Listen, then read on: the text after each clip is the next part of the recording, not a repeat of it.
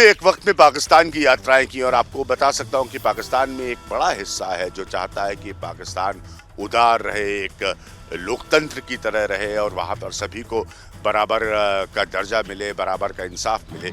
वहीं दूसरी तरफ एक ऐसा हिस्सा है जो चाहता है कि कट्टरता रहे और कट्टरपंथियों का मिजाज जो है वो वैसे ही बना रहे, शरीयत जैसे कानून जो है उनकी प्रभाव, उनका असर जो है वो ज्यादा हो। तो ये कॉन्फ्लिक्ट जो है ये पाकिस्तान में बहुत लंबे वक्त से बना हुआ है और ये कोई नई तस्वीर नहीं है। इसीलिए अफगानिस्तान में हुई घटनाओं के बाद से जो ज्यादा कट्टरपंथी हैं कहते हैं कि उनका असर धीरे धीरे पाकिस्तान की सियासत पर, पाकिस्तान के समाज पर बढ़ेगा और वो उसे और बढ़ाने की कोशिश करते रहेंगे। आप आजाद हैं, आजाद रहें। आप लोग इस मुल्क पाकिस्तान में अपनी अपनी इबादतगाहों, मस्जिदों या मंदिरों में जाने के लिए आपका मजहब क्या है, जात क्या है, कौम क्या है, इसका हुकूमत के मामलात से कोई ताल्लुक नहीं। झूठी थी वो बात जो जिन्ना ने कही थी, झूठा था वो वादा जो जिन्ना ने पाकिस्तान में रहने वाले अल्पसंख्यकों से किया था, और झूठा था वो भरोसा जो जिन्ना ने पाकिस्तान में रहने वाले हिंदुओं, सिखों और ईसाइयों को दिया था। अगर ऐसा ना होता तो पाकिस्तान से अल्पसंख्यकों की ये चीखें नहीं सुनाई देती।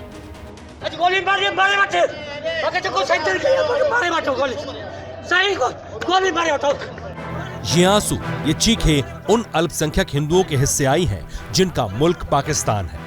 2 हफ्ते पहले की ही तो बात है, हिंदू समुदाय की एक महिला को घर से अगवा किया गया, उसका बलात्कार किया गया, बाल काटे और फिर सिर धड़ से अलग कर दिया गया। ऐसी दरिंदगी जिससे नर्क की दीवारें तक कांप उठे। ये आतंकी मुल्क पाकिस्तान के हैवानों की रोंगटे खड़े कर देने वाली दास्तान है। सुन सकते हैं तो सुनिए। पाकिस्तान में हर साल 1000 से ज्यादा अल्पसंख्यक लड़कियों को अगवा किया जाता है। जबरन मजहब बदलकर अगवा करने वाले से ही निकाह करवा दिया जाता है। पाकिस्तान में अल्पसंख्यक होना गुनाह है और इसकी वजह है पाकिस्तान की नस्लों में पैदा होते ही भर दिया जाने वाला नफरत का जहर। खुद देख और सुन लीजिए।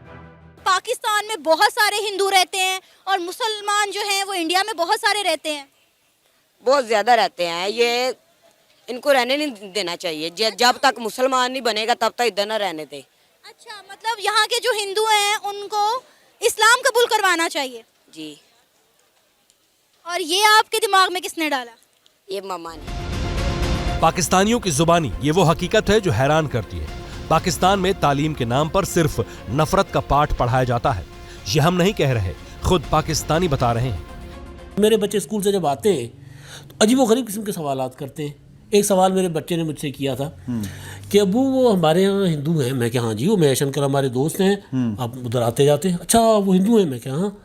तो मुझे तो स्कूल में टीचर कह रहे थे आपके यहाँ सिंध में हिंदू होते हैं तो आप उनको मार क्यों नहीं देते? यार मेरा दिमाग घूम गया। मैं उसके प्रिंसिपल के पास गया कि क्या कर रहे हो ये तुम लोग। इशू ये है कि इस तरह के वो बच्चों को जो ग्रूमिंग होती है बच्चों की, वो बड़ी खतरनाक होती है। आप पहले तो देखें बच्चों को निसाब पढ़ाया क्या जा रहा है पिछले 30, 40, 50 सालों से। हम क्या बच्चे पैदा क्या कौन से कर रहे हैं? यही पाकिस्तान की बर्बादी की सबसे बड़ी वजह है, जहां बच्चों के हाथों में किताबों की जगह खंजर थमा दिए जाते हैं। लेकिन वक्त के साथ पाकिस्तान के एक तबके को भी अपनी गलतियों का एहसास होने लगा है।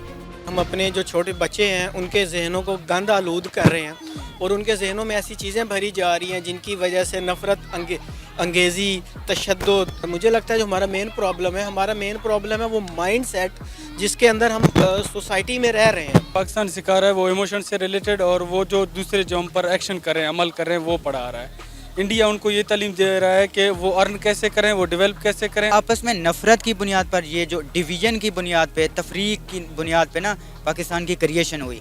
अगर हमारे अंदर इतनी हौसला और जुर्रत है, हम ये बता सकते हैं कि 1948 की जंग है वो हमने शुरू की, 1965 की जंग हमने शुरू की, 71 की हमने शुरू की, ये कारगिल वार हमने शुरू की और सब में हारे हैं। हमारी है जुर्रत कि हम बताएं उनको? हम नहीं बता सकते ना।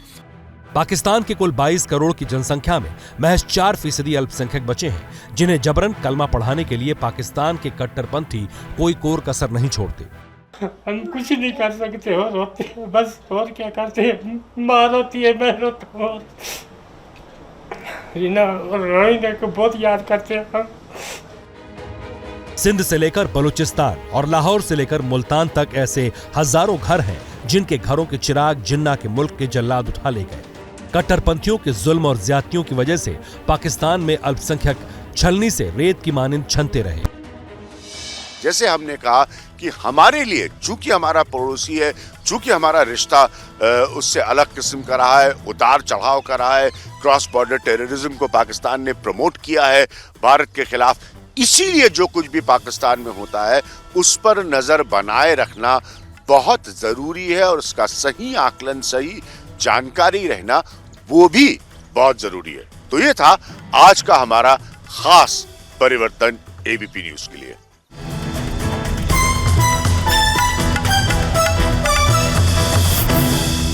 जैसे ही घड़ी का काटा दोपहर 2:30 पे आए, बबीता जी का दिल सास बहू साजिश के लिए मचल जाए। और ये है इनकी बहू, पूरे दिन ऑफिस की टेंशन हो जाए गॉन जब ये करें अपना फेवरेट शो फ्री टाइम पे ऑन। इनकी तरह आप भी देखें अपना फेवरेट शो अपने टाइम पर और डाउनलोड कीजिए एबीपी लाइव ऐप अपने स्मार्ट टीवी पर।